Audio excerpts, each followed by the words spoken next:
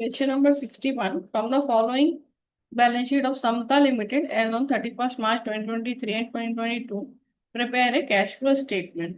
ठीक है, तो हमें एडिशनल इन्फॉर्मेशन में कंटिजेंट लायबिलिटी दिया हुआ है, प्रपोज डिविडेंड करंट ईयर और प्रीवियस ईयर। इस पूरे चैप्टर में हम करंट ईयर का प्रपोज डिविडेंड कंसीडर नहीं करेंगे, सिर्फ प्रीवियस ईयर का प्रपोज डिविडेंड लेंगे। करंट ईयर का प्रपोज डिविडेंड इग्नोर करेंगे। ठीक है, फिर डेप्रिसिएशन दिया है और एक मशीनरी जिसकी कॉस्टिंग 20,000 थी, डेप्रिसिएशन चार्ज हुआ 8,000, सेल हुई 10,000। हमने बनाना कैश फ्लो स्टेटमेंट। स्टार्ट करेंगे cash flow from operating activities से। Net profit before tax. Net profit before tax के लिए हम कैलकुलेशन करेंगे वर्किंग नोट नंबर 1 में। देखो, हमें रिजर्व एंड सरप्लस दिया है 4 लाख एंड 2 लाख। तो करंट ईयर का दिया है 4 लाख, प्रीवियस ईयर का दिया है 2 लाख, यानी कि सरप्लस हुआ है इस ईयर में 2 लाख।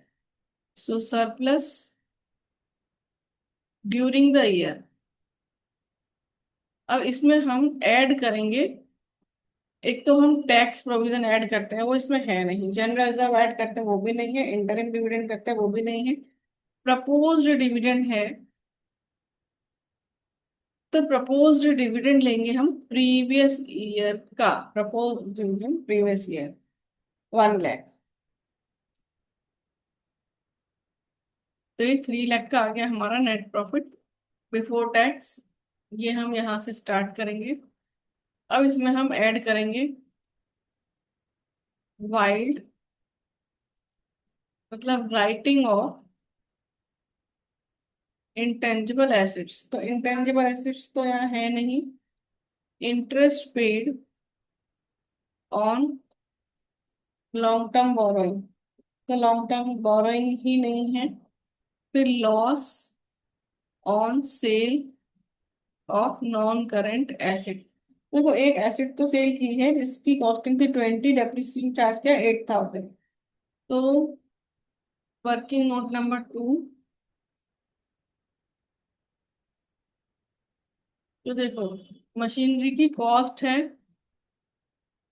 और 20,000, उस पर डेप्रिसिएशन लग चुका है 8,000। तो अभी उसका बुक वैल्यू है 12,000 और आप सेल कर रहे हो उसको 10,000 में, तो लॉस हो गया 2,000। से 2,000 यहाँ पर आ जाएगा, loss on sale of non current assets 2,000। और फिर डेप्रिसिएशन, तो डेप्रिसिएशन से रिलेटेड भी इसमें कोई इंफॉर्मेशन है, पॉइंट नंबर 2 में है। सो 80,000।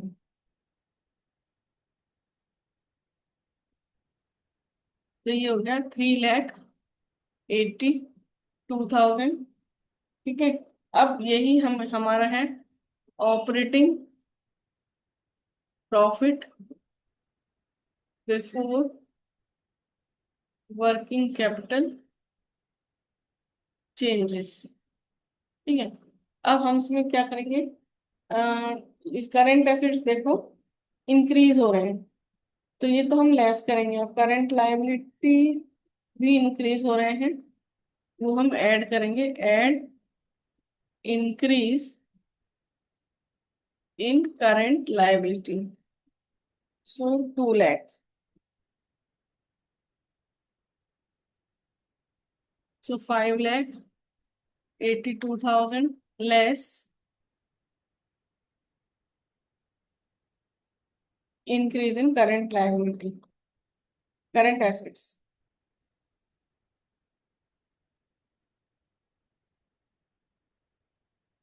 3 लाख।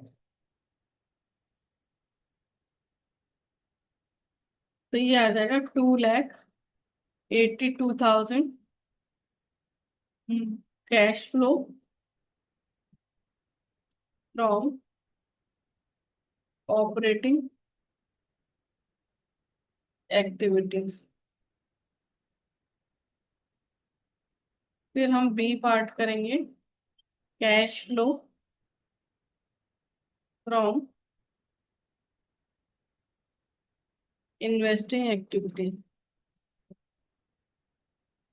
तो देखो, प्रॉपर्टी प्लांट इक्विपमेंट है, उसका हमें एक अकाउंट बनाना पड़ेगा वर्किंग नोट नंबर 3 में।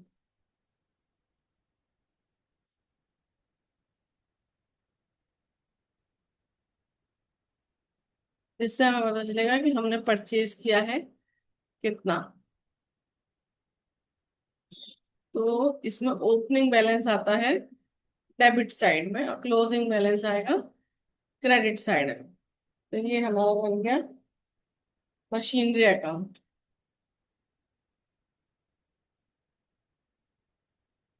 To balance brought down 12 lakh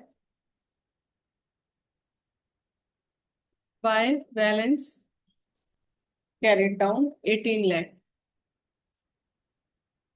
फिर जो हमने मशीन सेल की उसका लिखेंगे by bank 10,000 by loss on sale 2,000। सो 12,000 का हमने WT भी लिख दिया। अब ये आ जाएगा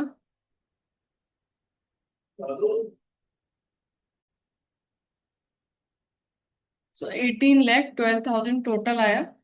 और इसमें से हम 12 लाख माइनस कर देंगे तो आ जाएगा टू बैंक 6,12,000।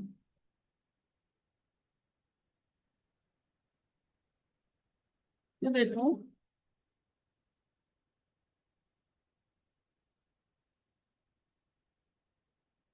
अरे डेप्रिसिएशन कितने हैं, सॉरी, बाय डेप्रिसिएशन 80,000। तो 92 692। तो यहाँ पर आ जाएगा परचेज ऑफ मशीनरी 6,92,000 और sale of machinery 10,000। So 6,82,000। So cash used in investing activities, B part. फिर सी आ जाएगा cash flow from financing activities. फिर शेयर कैपिटल आपकी डिक्रीज हो रही है।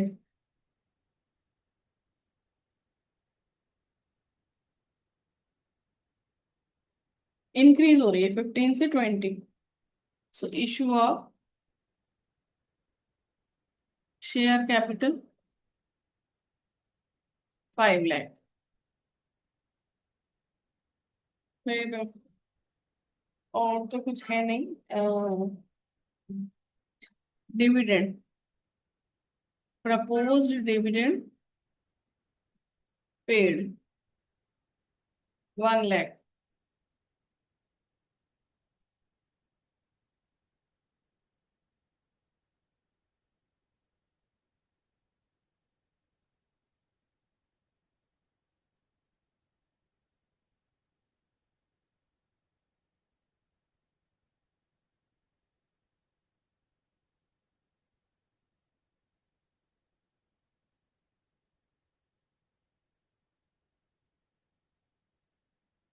Cash flow from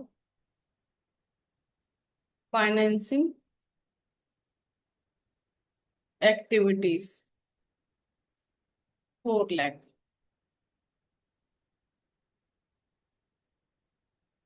so net cash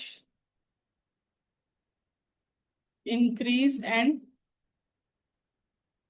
decrease A plus B plus C. देखो A में कितना है 2,82,000 minus 6 1,82,000 plus 4 lakh, zero.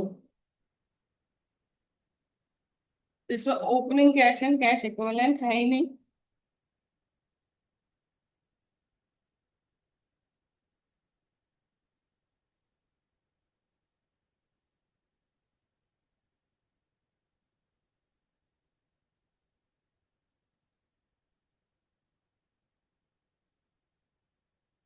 Closing